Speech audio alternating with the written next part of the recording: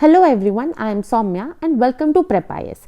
सो अगर आप बिगिनर हो, अपना फर्स्ट अटेम्प्ट 2025 या 2026 में देने वाले हो, या आप ऑलरेडी अटेम्प्ट्स देते आ रहे हो, इन दोनों ही केसेस में ना the mindset is absolutely clear that हमें यूपीएससी निकालना है। बट इसके लिए क्या हमारे एफर्ट सही डायरेक्शन में हैं कि नहीं, वो बताने वाला कोई नहीं है हमारे पास। Also in this long UPSC journey of 1 to 1.5 years, every single aspirant goes through many thoughts during their preparation. Like कि यूपीएससी का सिलेबस तो बहुत बड़ा है, इसलिए हम एक एक सब्जेक्ट को ना आराम से एक एक महीने में अच्छे से इन डेप्थ कवर करेंगे, सो दैट एक बार में सब कुछ समझ आ जाए, सब कुछ कवर हो जाए, हमें बार बार रिवीजन की जरूरत ही ना पड़े। बट द रियलिटी इज कि कभी टाइम निकलता जाता है ना, पता ही नहीं चलता। 2-3 महीने निकल जाएंगे, उसके बाद हमें समझ आएगा कि यार हमने सोच के तो ये स्टार्ट किया था कि हम एक सब्जेक्ट को 1 महीना देंगे, लेकिन 2-3 महीने हो गए, हमारा एक भी सब्जेक्ट अच्छे से कंप्लीट हुआ ही नहीं है। The second thought that comes to the mind is कि हम जो भी पढ़ेंगे ना, उसके हम सेल्फ नोट्स बनाएंगे, ताकि हमें बाद में सिर्फ ये सेल्फ नोट्स पढ़कर ही हम एग्जाम दे दें, हमें बार बार रिवाइज ना करना पड़े। अब इसमें प्रॉब्लम क्या है कि हम नोट्स नहीं बनाते हैं, हम नोट्स के नाम पे एक पूरी बुक लिख डालते हैं। बिकॉज आदत क्या होती है कि बहुत सारे एस्पिरेंट्स फर्स्ट रीडिंग के रिगार्डिंग ही एक पैराग्राफ पढ़ेंगे, उसी के साथ नोट्स बनाते जाएंगे। दे डोंट रियलाइज कि यार आप अगर सेम बुक को 2 बार 3 बार पढ़ोगे ना, तो जब पढ़ोगे आपको हर बार उस बुक में नहीं बल्कि एक पेज पे ही 5 से 10 नई चीजें मिल जाएंगी, जो कि एक्सट्रीमली इंपॉर्टेंट भी होंगी, लेकिन हम प्रीवियस रीडिंग्स में उसको मिस कर गए। ऐसा इसलिए होता है बिकॉज जब हम सेम मटेरियल को अलग अलग टाइम पे पढ़ते हैं, हम उसको हमेशा एक नए पर्सपेक्टिव से पढ़ते हैं, इसलिए हमें ज्यादा बेटर समझ में आता है कि हमने क्या मिस आउट कर दिया था पहले, क्या ज्यादा इंपॉर्टेंट है। इसलिए हमेशा सजेस्ट ये भी किया जाता है कि फर्स्ट रीडिंग के टाइम पे तो नोट्स बिल्कुल भी नहीं बनाने चाहिए, बिकॉज हमें फर्स्ट रीडिंग में ना हर चीज एक्सट्रीमली इंपॉर्टेंट ही दिखती है, बिकॉज हम उसे पहली बार पढ़ रहे हैं।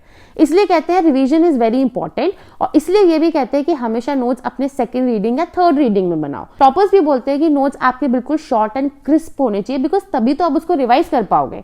एंड हम उनकी इस बात को कनेक्ट नहीं कर पाते, बिकॉज जब हम नोट्स बनाने बैठते हैं फर्स्ट रीडिंग में, हम उसको बहुत ही ज्यादा डिटेल में बना देते हैं, विच इज नॉट रिक्वायर्ड, है ना। And the third most common thought जो बहुत सारे एस्पिरेंट के माइंड में आता है कि पहले ना हम पूरा सब्जेक्ट अच्छे से पढ़ेंगे, सिलेबस अच्छे से खत्म करेंगे, उसी के बाद हम आंसर राइटिंग हो, प्रीवियस ईयर क्वेश्चंस हो या एमसीक्यूज हो, तभी प्रैक्टिस करेंगे।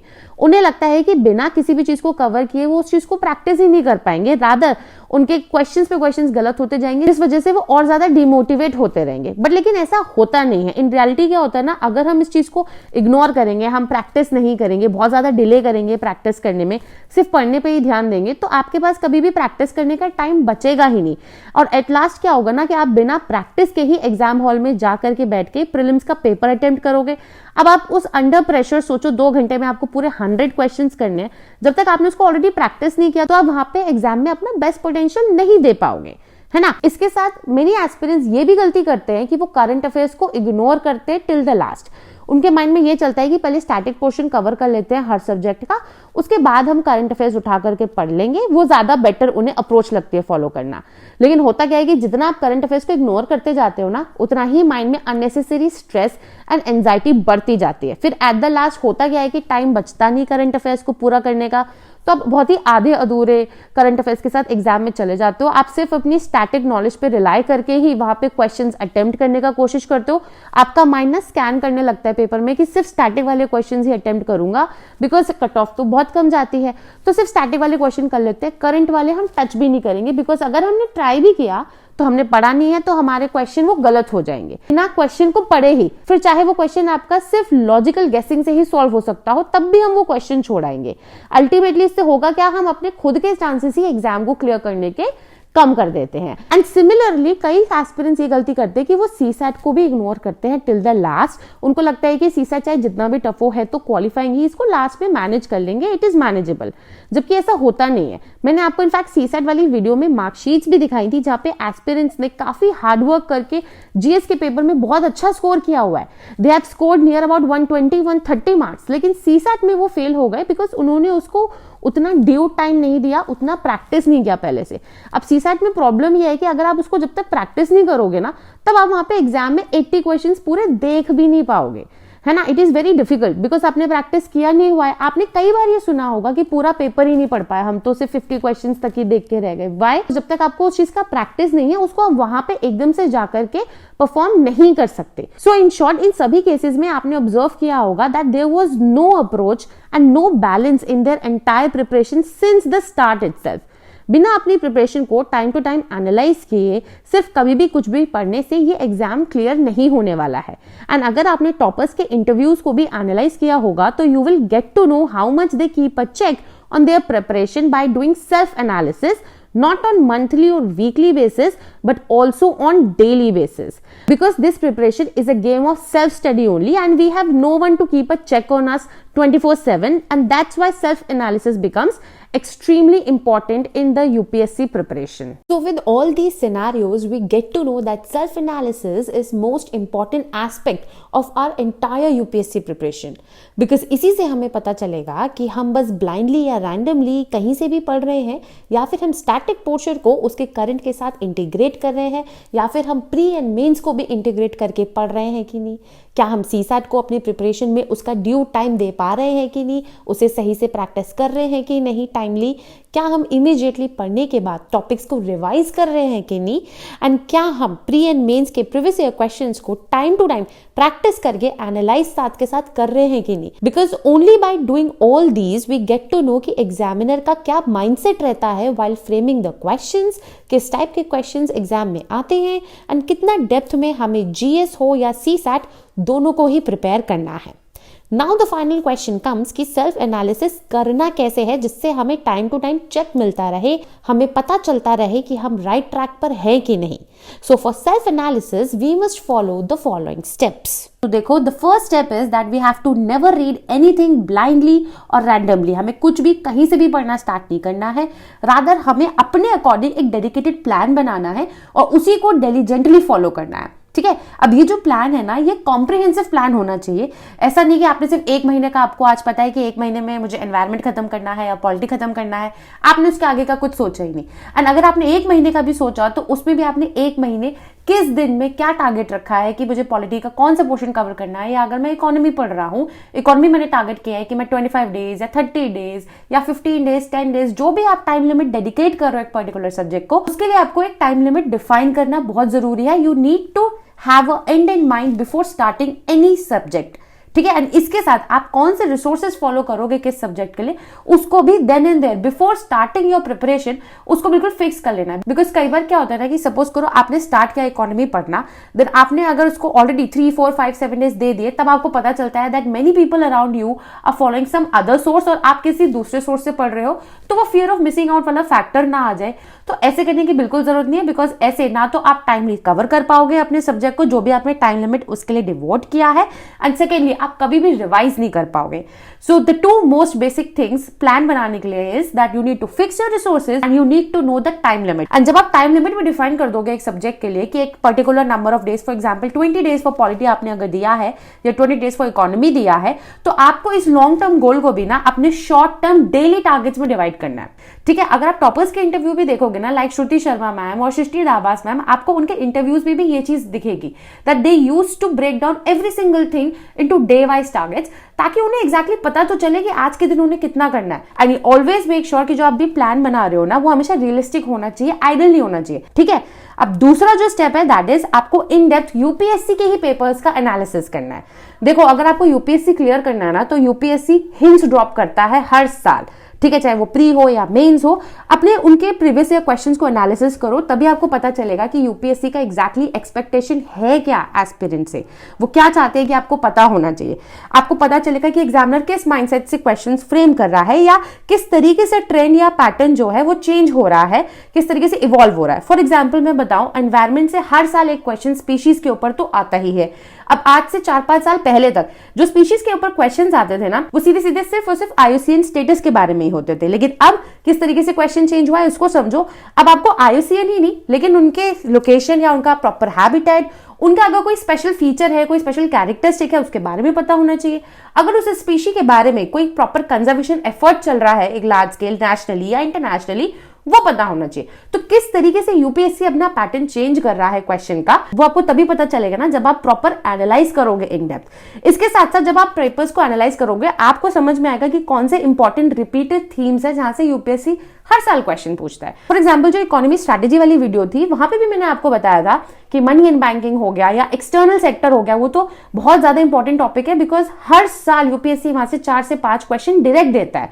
तो अगर आप जब तक हर सब्जेक्ट के थीम्स को डिकोड नहीं कर लोगे तब तक आपकी प्रिपरेशन कभी भी अलाइंड वे में नहीं चलेगी, कभी भी आपको पता नहीं चलेगा कि आपको कितना डेप्थ में किस टॉपिक को पढ़ना है। ठीक है, and you also get to know कि किस टाइप के क्वेश्चन किस सब्जेक्ट से आते हैं, किस सब्जेक्ट से ज्यादा कंसेप्चुअल क्वेश्चंस आते हैं, किस सब्जेक्ट में ज्यादा एनालिटिकल आ रहे हैं या किस सब्जेक्ट में बहुत ज्यादा फैक्ट्स बेस्ड क्वेश्चन आ रहे हैं। तो अगर आपने इसको करने में टाइम लगा दिया ना तो जो आपके बाकी कमिंग 7 to 8 मंथ्स होंगे ना प्रिपरेशन की, वो बहुत ज्यादा ईजी हो जाते हैं बिकॉज आपको एग्जैक्ट आइडिया है कि आपको किस तरीके से एक टॉपिक को किस पर्सपेक्टिव से प्रिपेयर करना है, कितना डेप्थ में प्रिपेयर करना है।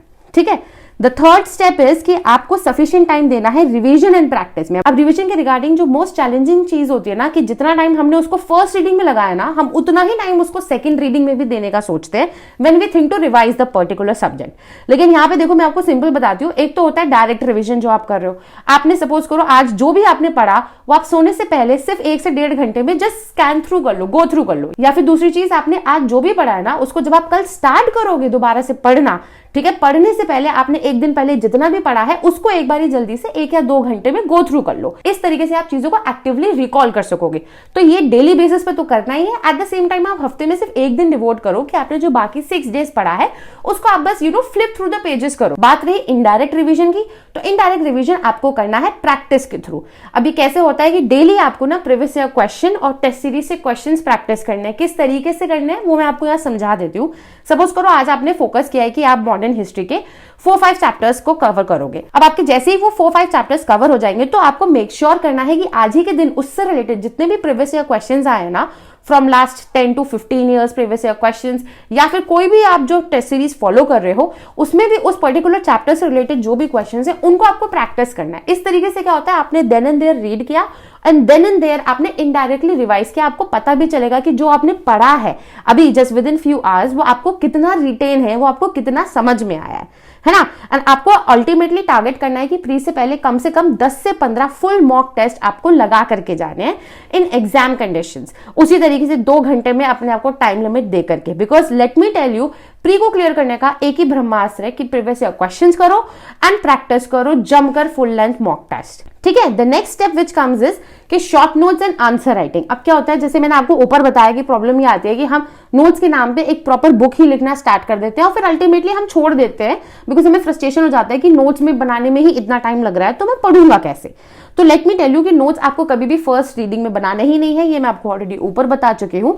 आपकी जो सेकंड रीडिंग होगी या जो आपका पहला रिवीजन होगा सिर्फ तभी आप शॉर्ट नोट्स बनाओ, और उसमें भी या तो जो बहुत इंपॉर्टेंट फैक्ट्स है या फिर जो प्रीवियस ईयर क्वेश्चन या टेस्ट प्रैक्टिस कर रहे हो उसमें आपको कोई इंपॉर्टेंट चीज मिलती है उसके नोट्स लिख लो, एक जगह साइड में नोट कर लो एक जगह पे, ताकि आप वही रिवाइज कर सको बार बार। एंड जो भी इंपॉर्टेंट रिकरिंग थीम्स है जो मैंने आपको अभी बताया ना, जब आप प्रीवियस ईयर क्वेश्चन एनालाइज करोगे तो आपको समझ में आएगा सब्जेक्ट वाइज, सिर्फ उन थीम्स के आप नोट्स बना लो। या फिर अगर आपको कोई भी बहुत इंपॉर्टेंट चीज लगती है जिसे आप बार बार भूल रहे हो, सिर्फ उतना ही नोट करो, आपको हर चीज नोट करने की बिल्कुल भी जरूरत नहीं है। ठीक, आंसर राइटिंग की अगर बात रही तो आंसर राइटिंग की इतनी ज्यादा टेंशन लेने की जरूरत नहीं है। जो भी आप टॉपिक पढ़ रहे हो उससे रिलेटेड अगर आप आंसर राइटिंग प्रैक्टिस करना चाहते हो तो बस उससे रिलेटेड जो 5 to 7 years previous year questions होंगे ना उस टॉपिक से रिलेटेड, उतने ही आप आंसर राइटिंग प्रैक्टिस करो। ठीक है, the next important step is focus on current affairs in CSAT. इसको लास्ट के लिए बिल्कुल भी नहीं छोड़ना है, जो मैंने आपको अभी ऊपर बताया था, that mistakes which most aspirant do.